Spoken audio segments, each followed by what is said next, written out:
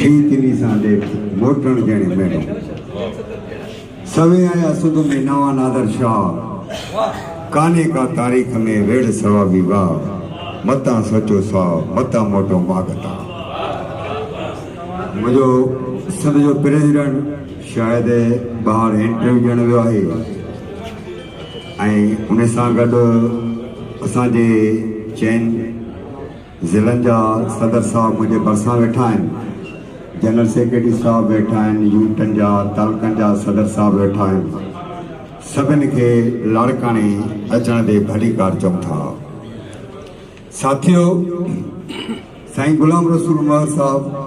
ऐं असां गॾु हलिया आहियूं 2009 में जेको टाइम स्किल जी जदोजहद शुरू थी ऐं साईं लियाकत अली डेदर साहब साईं रफ़ीक अहमद जरवार साहब जी क़यादत में असां 15 स्केल वरितोसीं उन खां पोइ 2016 में एज़ अ माल सेक्रेटरी मां पहुतुमि उन जदोजहद में बि असां दोस्तनि सां गॾु हुयासीं ऐं 2018 जे अंदरि असां टाइम स्केल में 16 स्केल वरितोसीं बहाल नज़रियो आहे मातो आहे फितरी हालातनि सिंध जो उस्ताद जंहिंजी तज़लील हिकिड़ो मिनिस्टर पियो करे वॾेरो थी करे ब्यूरोक्रेट थी करे सुबुह जो कहिड़ा खाब थो लहे कॾहिं ऑफिसरनि खे थो घटि वधि ॻाल्हाए कॾहिं असांखे थो घटि वधि ॻाल्हाए पर एलिमेंट्री इदारा के बंदि कया असां बंदि कया आहिनि जॾहिं पुराणो दौर हुयो त असां साल ट्रेनिंग ते वेंदा हुआसीं ऐं एलिमेंट्री सॼी PTC कंदा हुआसीं उन खां पोइ एग्ज़ाम कंदा हुआसीं अॼु उहे वीरान ऐं बर्बाद लॻा पिया आहिनि उहे असां बंदि न कया आहिनि उहे हुननि पंहिंजो पाण बंदि कया आहिनि पाइट सीडा जा इदारा असां बंदि कोन कया आहिनि उहे हुननि पाण बंदि कया आहिनि पाण उन्हनि जूं बजटूं पिया हज़म था कनि सिंजे प्राइमरी उस्ताद सां अंग्रेज़ खां वठी करे हिन वक़्त ताईं ॿाहिरि आहे उनखे लोअ रखियो वियो सेक्रेटरीअ खे उनजो हुकुमरान रखियो वियो सेक्रेटरीअ तरफ़ां प्राइमरी उस्ताद जे मथां हुकूमत क़ाइमु कई वई सुपरवाइज़र मुक़ररु कया विया जेके सुपरवाइज़र यूरेट पास करण था त प्राइमरी उस्ताद उन जे पोयां कोड़ो खणी बीहंदो जेकॾहिं उन शइ खे टोड़ियो त पेटे अलॻि टोड़ियो सदाईं लोर करे रखियो नज़र जे बुनियाद ते हिकिड़ो पटियालो ॿिए 3 स्केल में अपॉइंटमेंट थी करे हू वरी जूनियर क्लार्क तो थे सीनियर क्लार्क तो थे सुपरिटेंडेंट तो थे ऐं प्राइमरी उस्ताद उते जो को 7 ग्रेड में अपॉइंटमेंट था उते हिकिड़ो क्लार्क 9 ग्रेड में अपॉइंटमेंट थी करे वनी 17 ग्रेड में रिटायर तो थे ऐं TTO हासिल कयो आहे प्राइमरी उस्ताद गोलू गुलाम लॻो पियो आहे छा अंग्रेज़ दौर जी एसवी जेवी पास आहियूं छा मैट्रिक पास आहियूं छा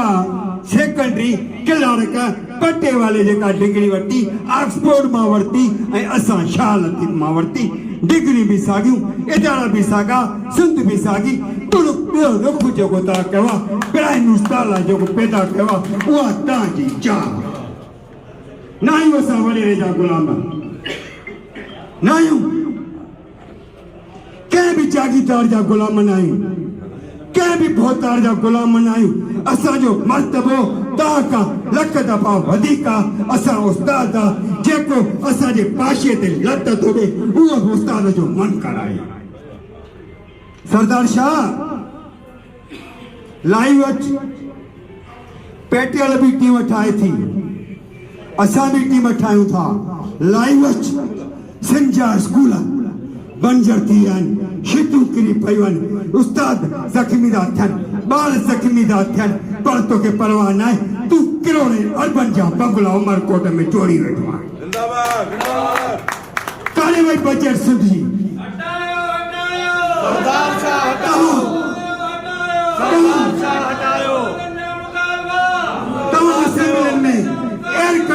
असेंबली में फुल सूट पाई वेठा हो पर सिंध जे हारे नारन ऐं मजदूरनि जो बचो गर्मीअ में 52-51 सेंटीग्रेड में बिना बिजली जे उस्ताद सां गॾु सड़े थो। सॼी सिंध तव्हां पंजर कई आहे। जंहिं लतीफ़ जी ॻाल्हि थो करे ऐं लतीफ़ जो पोइ लॻो सड़ाए, तूं लतीफ़ जे पेरनि जे लाइक़ बि न आहीं। लतीफ़ सिंध जो शौर आहे, सिंध जी सुञाणप आहे। असां जेकॾहिं पोइ लॻूं त लतीफ़ जा पोइ लॻूं, लतीफ़ जी ॿोली पढ़ाईंदा रहूं। कहिड़ी क़ौम आहे दुनिया जे अंदरि साबित कयो, कहिड़ी क़ौम आहे जेका 5 ॿोलियूं पढ़ाईंदी आहे? सिंधी, अलग लैंग्वेज, उर्दू, मैथमेटिक्स, इंग्लिश, अरबी, 5 ॿोलियूं सिंधी क़ौम थी पढ़ाए। ॿियनि सूबनि जे अंदरि जी भेट में हिकिड़ी ॿोली सिंधी ॿोली वधीक था असां पढ़ायूं। छो त 3 सूबनि जे अंदरि ग्रामर कोन्हे, हू उर्दू ॿोलीअ जा मुहताज आहिनि। त साथियो, अॻिते वधणो आहे। मौत अटैक में भी ईंदो आहे, मौत बीमारी में भी ईंदो आहे, मौत रस्ते ते एक्सीडेंट में ईंदो आहे। पर उहो मौत जेका वेड़ विड़ी ऐं शहीद कजे ताहयात तारीख़ जे अंदरि असां अमर थी वञूं, उन खां वधीक ॿियो को मौत न आहे। त मुंहिंजा साथियो, मुंहिंजा दोस्तो, मुंहिंजा भाइरो, मुंहिंजा उस्तादो, असांजी मंज़िल